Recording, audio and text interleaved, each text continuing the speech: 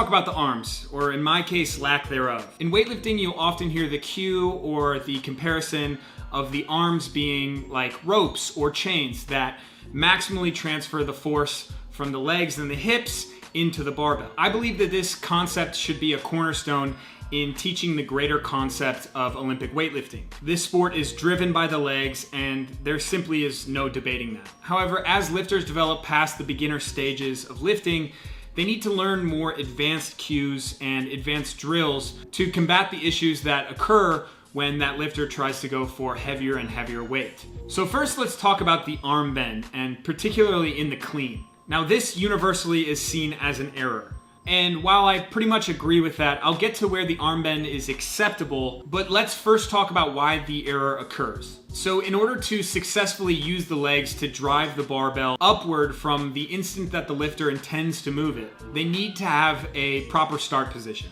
This proper position requires you to have a flat back and an open chest.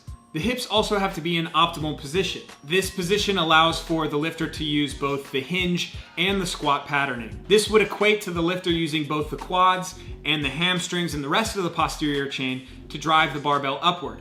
And you'll notice that this is happening with flat, equal pressure in the feet. So I will point to the Chinese again as an obvious representation of actively and constantly enforcing these positions. If we look at Tian Tao as he sets up for this clean, you can see him focusing on pushing his chest open and flattening his back. For many people learning the clean, they don't get into these positions, or if they do, they're very weak in them, so they avoid them altogether. This lifter will typically pull with more of a hinge posture, and because the barbell now hits lower on the contact point, they'll bend the arms to get that contact point higher. So the thing about this is that when you bend the arms and pull the bar to a higher contact position, you will be able to make lifts and you will actually be able to progress, at least as far as numbers go. And the worst thing about that is that you're getting rewarded for bad habits. Because when that lifter ends up plateauing or not being able to hit any higher numbers, it becomes very hard to change these bad habits. So if you are struggling to hit these positions off of the floor, work from tension down. And I know I sound like a broken record here, but it is much easier to get into proper position when you feel the weight of the bar in your hands and you're standing than it is when you start from the floor. So again, you'll see the Chinese constantly working from tension. Whether it's hang snatching or cleaning, panda pulls, deficit pulls, you name it. They are consistently building dynamic power from the top of the leg down. And then when it comes time to approach the barbell from the floor, they do it the exact same way. So now that we're on the topic of Chinese lifters, let's talk about hip cleaning. Because you'll notice that a lot of Chinese lifters use their hip as the contact point for the clean. Typically, and in a lot of different places, they teach the contact point being the high to mid thigh. However, if your arms are short enough and your morphology allows it, hip cleaning is definitely a suitable way to clean. Someone else who does a fantastic job of hip cleaning is Maddie Rogers. And she also keeps her arms relatively straight. So if you notice, her intention during her setup is similar to that of the Chinese lifters. She actively elongates and straightens her spine to allow for neutral and tight pulling position. Those two examples are, in my opinion, acceptable hip cleans. Those people that have an obvious arm bend or row off of the floor to get it off of their hip have a less than optimal pull. Now, previously I mentioned acceptable arm bend. And if we didn't have slow motion, well, you probably wouldn't notice it. So I believe that the intention of the lift coming off of the floor should be to have long and loose arms with a tight upper to mid back. However, the action of the upper back and upper traps and the shrug of the lift allow for a slightly bent arm or tension in the arms. Now, some people would see this as an error. However, it's not necessary to fix. What you'll notice in this demo of the clean, Alexei begins the shrugging process before contact and before total extension. This allows for the turnover time to be minimalized and optimal. You might ask yourself, why is that?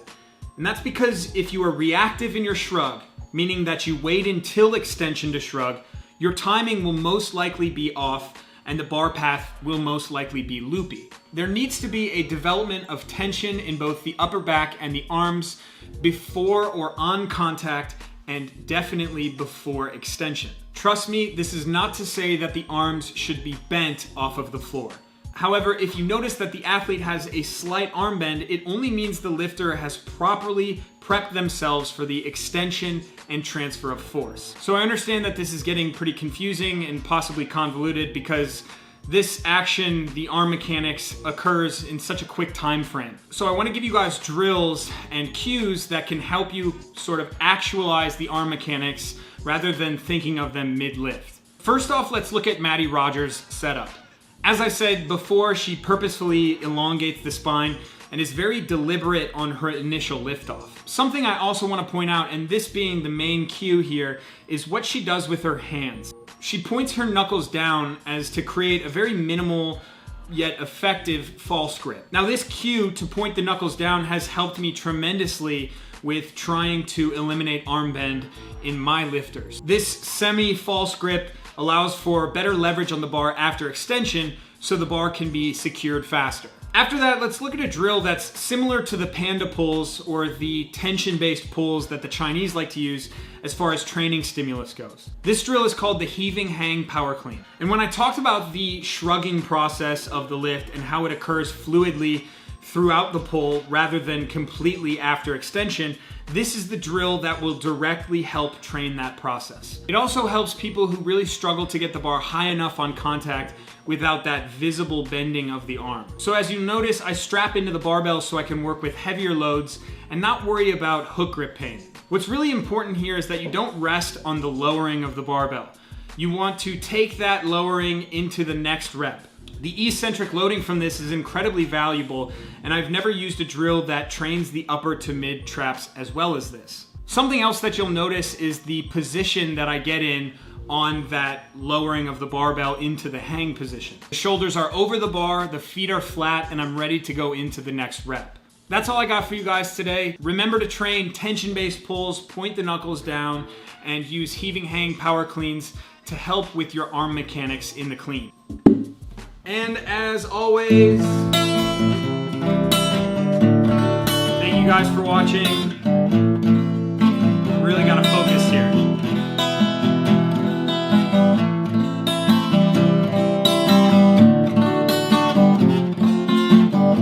There it is. See you guys.